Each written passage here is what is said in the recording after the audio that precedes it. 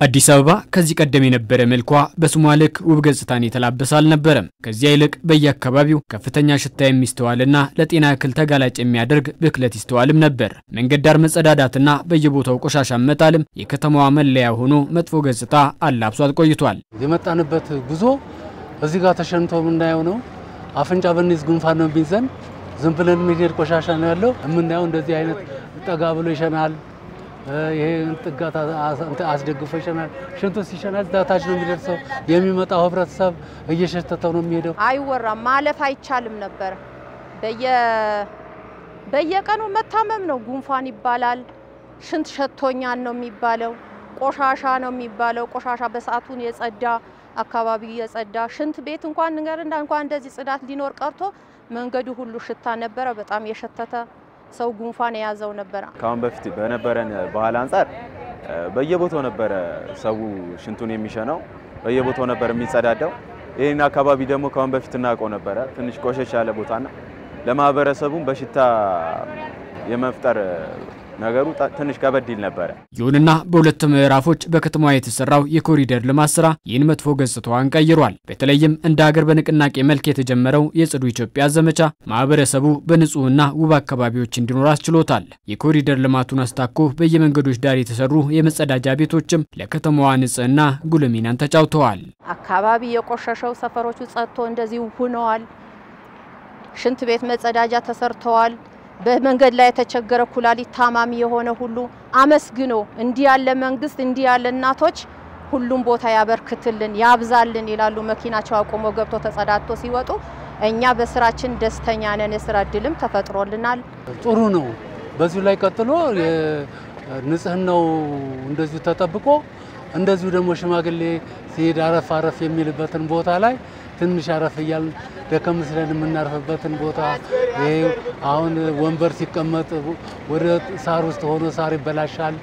ያ እንዳይሆን ቅርብ ቦታ ላይ ልክ አረፍ እንድንበት ከዛ እያየን ሲሄድ ንጽህናው በጣም ደስ ብሎኛል። ገብቻለሁ፣ አይቼዋለሁ። ንጹህ ነው። ምንም ነገር የሚሸት ነገር የለም። ያጸዱታል። ጽዱ ነው። ገብተህ ተጠቀማለህ፣ ትወጣለህ፣ ትሄዳለህ። የሚመጣው እንደዛ ደግሞ ገብቶ ሲያየው ንጹህ ነው። ሌላ ቦታ ላይ ምን አድርግ ብሎ ሊያደርግ አይችልም። ስለዚህ በጣም ደስ የሚል ነው ብዬ አስባለሁ። በመጀመሪያ ዙር የጽዱ ኢትዮጵያ ንቅናቄ ማህበረሰቡ ጽዳትን ባህሉ እንዲያደርግ ለማስቻል በተለያዩ መልክ የግንዛቤ ማስጨበጫ ስራዎች ተሰርተዋል። በዚህም 40 ሚሊዮን የሚጠጉ ዜጎች ጋር መድረስ ተችሏል። የተለያዩ ተቋማትም አካባቢያቸውን በማጽዳት ምቹ የስራ አካባቢ እንዲፈጥሩ አስችሏል። አዲስ አበባን እንደ ስሟ ለማስዋብና ጤናማ ትውልድ ለመፍጠርም ጠንካራ ስራ ተሰርቷል። በተለይ የመንግስት መስሪያ ቤቶች ግቢያቸውን እንዲያጸዱ፣ ግባቸውን በአግባቡ እንዲይዙ ዛላም ሰርተናል። በተወሰነ ደረጃ ወንዞችም እንዲጸዱ ወንዞች ላይም ሰርተናል።